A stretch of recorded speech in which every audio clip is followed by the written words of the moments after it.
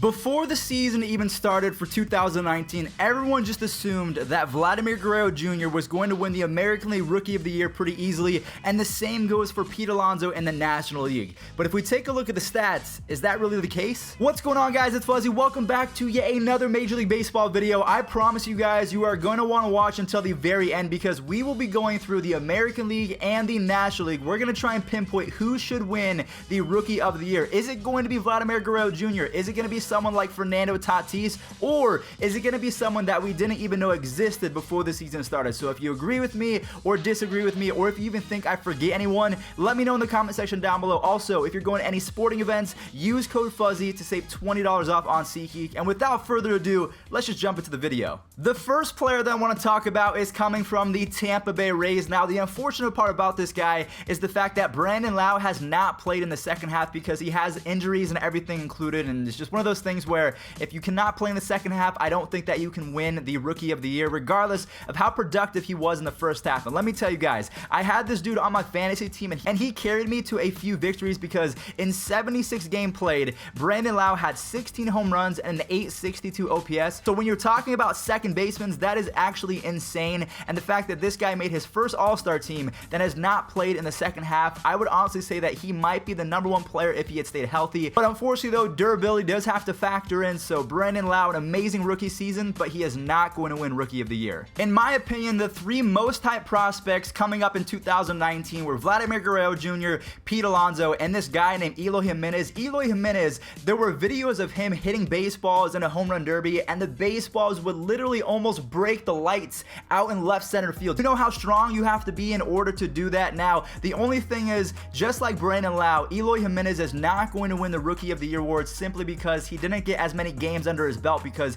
he was injured for a good amount of the season. Eloy Jimenez was so hyped up that someone in my fantasy league offered to give me Chris Bryant in exchange for Eloy Jimenez, and I wish that I would have done that. Eloy hasn't been bad, but he also hasn't been that great because he has good counting stats, but the 799 OPS, that is lower than Brandon Lowe, a 5'9" second baseman. And on top of that, Eloy Jimenez has a negative 1.7 defensive WAR, so we know that when he's playing defense, he's going to cost you a few runs, but he does make it up with his stick. In the second half of 2019, he is really starting to look like the prized possession that the Chicago White Sox told everyone he was going to be. In the second half alone, he has 12 home runs to go along with the 284 batting average and an 829 OPS. So like I said, he has been a bit better in the second half, but it's not going to be enough to allow him to overcome guys like Vladimir Guerrero Jr. or some of the other guys that we're about to talk about. So the next couple players are going to come from one single team, the Toronto Blue Jays. I want you guys to let me know in the comment section down below, who would you rather have for the next 5 to 10 years?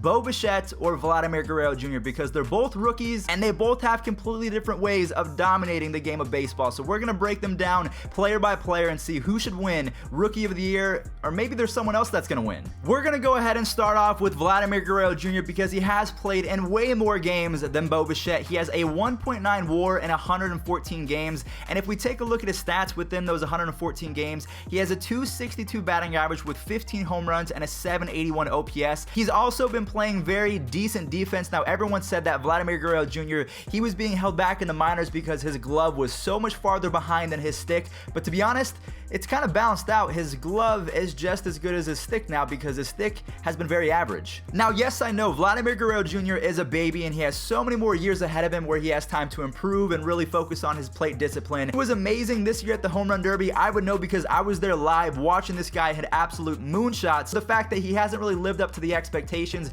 but I don't think he's been a full-blown bust because he does have an almost 800 OPS. I just expect a lot more out of him, and especially when we're comparing him to his teammate Bichette. I mean, Bichette has played better, let's face it. Bichette might have my new favorite swing in all of Major League Baseball from a right-handed hitter. This guy, I don't even understand how good you can be as a hitter at this young of an age. He has a 2.1 WAR in just 44 games. Do you guys remember when I talked about Vladimir Guerrero Jr.? He had a 1.9 WAR in 114 games. So Bichette, the reason why he's been so much better than Vlad is not only is his bat been better with a 315 batting average, 11 home runs, and an almost 1,000 OPS, he's also playing great defense. I don't think a lot of people talk about Bichette in regards to defense, but he's also really quick with his legs. I think that Bichette going forward is going to be an amazing overall talent, and I think that he will be in an MVP race within the next 5 to 6 years. If you think I'm wrong, let me know in the comments comment section why you think so. So even though Bichette started his career with an absolute bang because he set the Major League Baseball record with 12 extra base hits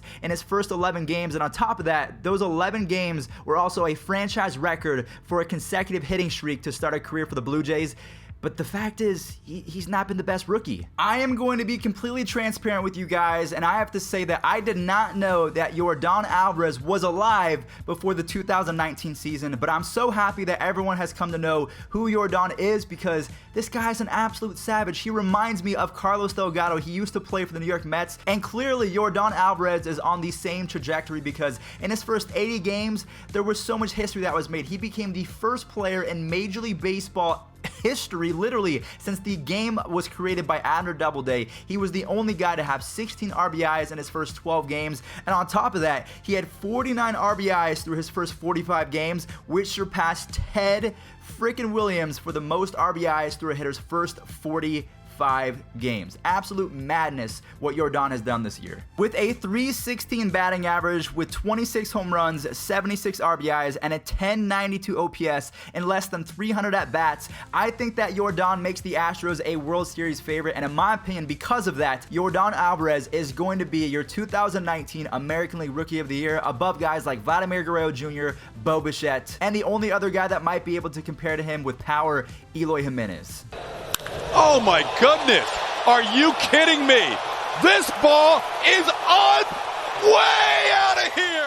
Now, before we get into the National League, I do want to mention a few more names because they were close to being in the video, but honestly, they are going to make the honorable mentions. We have Oscar Mercado of the Cleveland Indians, Michael Chavis of the Boston Red Sox, Cavan Biggio, who actually just hit for the cycle, and then last but not least, Nick Solak, who's only played 20 or so games. He's the new second baseman for the Texas Rangers. He looks really good. He's on my fantasy team, so yeah, there are the honorable mentions. Yordan Alvarez is my pick for the American League Rookie of the Year for 2019. Now let's get into the NL. To be honest with you guys, the National League is going to be a little bit easier because a lot of guys are not going to make the cut simply because they do not have a lot of games under their belt, whereas the winner, at least in my opinion, he has a huge amount of plate appearances and games to the point where he has been one of the biggest reasons why his team might be able to make a wild card push, but we'll talk about that in just a second. The first player that I want to bring up is Keston Hiura of the Milwaukee Brewers. This guy has 16 home runs in just 72 games played with a .302 batting average and a .941 OPS. Everyone knew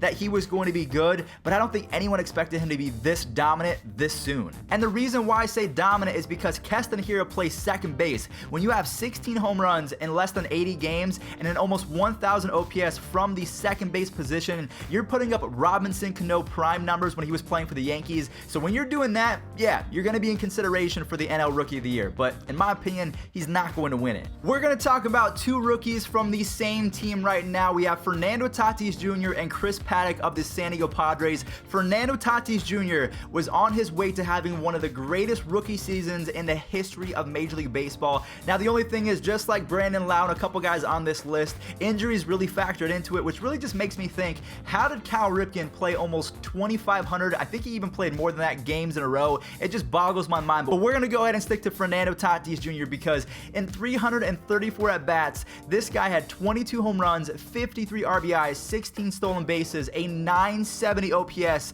and we all know that he is a wizard at shortstop. I wish that this guy was healthy because he's so exciting, and I think that he would have won over the guy that I'm going to pick today. Real quick, I do want to mention Fernando Tatis Jr.'s teammate Chris Paddock. He's also known as the Sheriff. So far, he has had a pretty solid 2019 rookie campaign. In 25 games started, he has a 3.38 ERA, which is not the best, but it's also not bad at all. He also had a 9.6 strikeouts per 9 and a pretty low 2.0 walks per 9. So if you put all of that into one little basket, you have a really nice rookie campaign. But again, just like Fernando Tatis Jr. and the guy that we're about to talk about in just a second, it's not enough. It is actually insane how our next player is not going to win the 2019 NL Rookie of the Year simply because he has a 5.8 WAR in his rookie season as a pitcher. It's honestly pretty hard to get your WAR above 4 or 5 if you're a starting pitcher, but the fact is, Mike Soroka is having one of the best rookie seasons from a starting pitcher that we've seen in quite some time. He is not going to get you 250 or 300 strikeouts in a single season,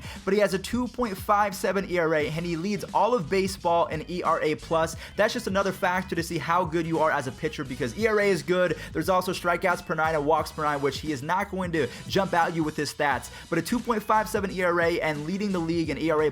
I truly believe that Mike Soroka, he's going to get some votes for Rookie of the Year, and in my opinion, he might be the most underrated player in all of baseball, at least this year. But the only thing is, there's one guy standing in his way: the 2019 Home Run Derby and probable 2019 National League Rookie of the Year, Mr. Pete Big Meat Alonso. At the time of this recording, Pete Alonso is leading all of Major League Baseball with 48 home runs. To go along with that, he has 93 runs, 111 RBIs, and a 946 OPS. Now, the craziest thing is, if we compare that to Fernando Tatis Jr.'s 969 OPS, it's not as high. And also, Pete Alonso, he has a negative defensive WAR, whereas Fernando Tatis Jr. was a defensive wizard. So again, I'm not trying to poo-poo what Pete Alonso has done. He is easily one of the hitters that I would not want to face against. Let's say that my Cleveland Indians made the World Series and we were going up against the New York Mets. I would be so terrified to face Pete Alonso, because every time that he hits the baseball, it has a chance of going 500 feet. We saw what he did in the Home Run Derby. We've seen what he has done all season long. I think he's 4 home runs away from tying the Aaron Judge rookie record for most home runs in a single season with 52. So if he's able to hit 5 more home runs over the next 14 or 15 games, he will have the rookie record all to himself. I just think that he wins by default because Fernando Tatis Jr. has been injured for quite some time now. So the only thing is, Pete Alonso, he's going to be really good for a long time at hitting. His defense has to get better, and if it does, we're looking at one of the best players in all of baseball. And the curveball rocketed to left field. Forget that. That is way, way out of here. To the back of the bleachers and left, number 49 for Pete Alonso to get the Mets back within a run. Alonso ties Mark McGwire for the second highest rookie home run total in history. Now, I do believe that Pete Alonso is going to be your 2019 National League Rookie of the Year, but that doesn't mean that there were other players aside from Mike Soroka and Pete Alonso and Fernando Tatis Jr. that shouldn't be talked about. So we're going to go ahead and talk about the honorable mentions, who in my opinion, they've had some pretty decent years. The first player that I want to talk about, he was setting records in his first couple games, just like Bichette. So he's pretty much the Bichette. He's the home run hitting Bichette of the National League. We're talking about Aristides Aquino. He set the home run record with 13 home runs in his first 100 plate appearances. When I say that out loud, that is actually insane. Now, the thing about Aquino is he's really fallen off. He has a 170 batting average in the month of September. So with that in mind, I do not think that he is going to get any votes for Rookie of the Year. Next up, we have Victor Robles, who has a pretty solid 3.7 WAR in his rookie season. Now, the only thing that we have to factor in with that number is the fact that 2.1 of that comes from the defensive side. So he's an amazing center fielder. He has a really good arm. He is also really fast as well. He's top 5 in baseball in defensive run saves. He's got 17 home runs and 25 stolen bases. So if we're being real with ourselves, Victor Robles is a stud. It's just the batting average and his OPS, it's not going to cut it. Speaking of batting average and OPS, it would be a baseball sin if I did not bring these guys up. They're not the flashiest players in all of baseball, but the fact that the Pittsburgh Pirates have 2 of some of the best rookies in all of baseball, that's actually saying something about the Pirates farm system, although they did trade Austin Meadows and Tyler Glasnow. But still, the Pirates, they seem to be pretty good at finding talent. Bryan Reynolds, he is second in all of Major League Baseball in regards to rookies with a 4.3 WAR. He has a 322 batting average, 83 runs, 16 home runs, and a 903 OPS. Those are elite offensive numbers. Anytime that you have a hitter with a plus 900 OPS, that is insane. And then if we talk about his buddy Kevin Newman, he has 141 base hits in just 118 games. On top of that, he's hitting 318 with an 817 OPS. So his slugging percentage is not as high as Bryan Reynolds, but these guys, they've both had hitting streaks of 15 plus games. Bryan Reynolds had a 19 game, Kevin Newman had a 17 games. Guys are not going to get any votes because Fernando Tatis Jr., Mike Soroka, and Pete Alonso have been that great. It's kind of a shame, but that's just the way the cookie crumbles. The last guy that I really want to go in depth about from the National League that is going to be an honorable mention is Alex Verdugo of the LA Dodgers. He's been injured for quite some time,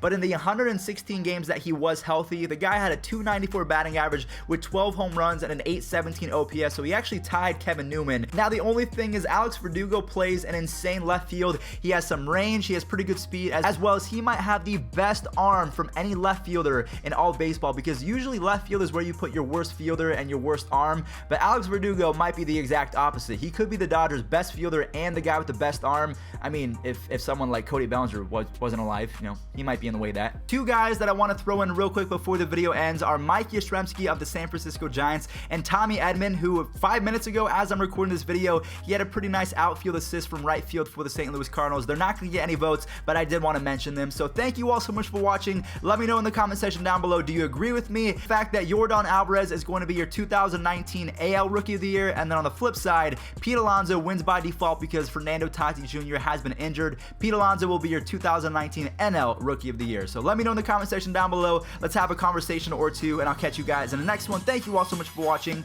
Peace out.